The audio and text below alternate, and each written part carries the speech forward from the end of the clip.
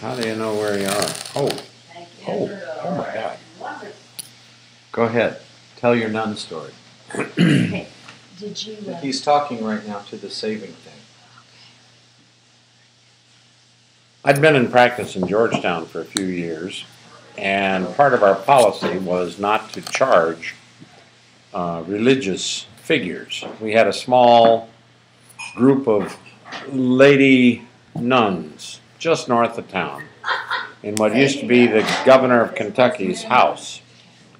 And Cardome it was called, and the monastery had a wondrous set of South American young ladies, daughters of the princes and kings of the bizarre republics that existed in Central America at that time, and they sent all their daughters to Cardome. So we had literally a royalty clientele out there. I charged them, but I never charged the nuns for taking care of them.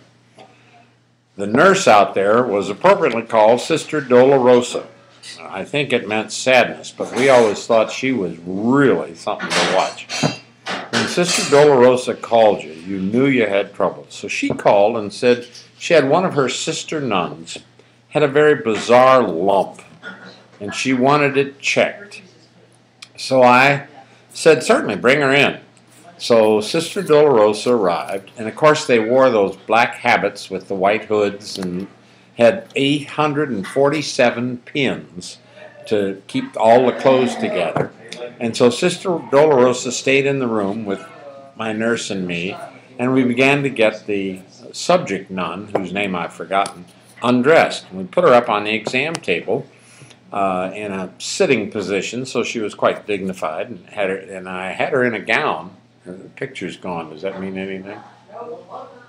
I just need to hit return. Okay. So I had her lie back and pull the drawer out so that her legs would be flat, and I started examining her abdomen. We hadn't been able to get the clothes off. We had taken the dress and pulled it up. It was the best we could do. So I examined her abdomen. I didn't find anything. And she said, no, it's way down there. So I said, okay. So we put her up in the what the technical phrase is the dorsal lithotomy position. Every woman in the room knows what I'm talking about when you put them up in that position. And of course we had that black gown hanging up very practically from the ceiling. I'm sitting there on my chair, and I'm examining, and everything looks perfectly normal. And I'm thinking to myself, what in the world could she have that would appear as a lump? Maybe it's a hernia. I bet if I stand her up, the hernia will descend and I can see it. So I said, Sister, I want you to stand up and pull your dress up real high so that I can see you in a standing position. So I stood up to help her, and we got her on the little stool that slides out of the exam table.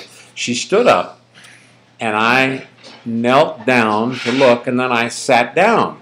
Or at least I was going to, but my thoughtful nurse, thinking I was through, had removed the chair. So I went all the way to the floor of the exam room, whereupon I am about eye level with the important business on the nun that she was not used to having people stare at quite so closely. So she, being quite frightened, dropped the skirt over my head. So I'm standing there, at which point I say, Jesus Christ!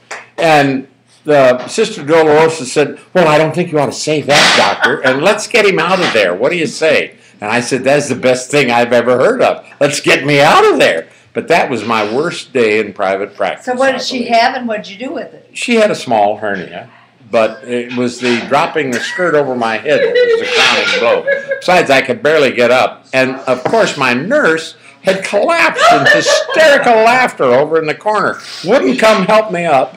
I was a bit younger then, and I could bounce up, but oh my God, I'd never been underneath a nun's robe in quite that fashion.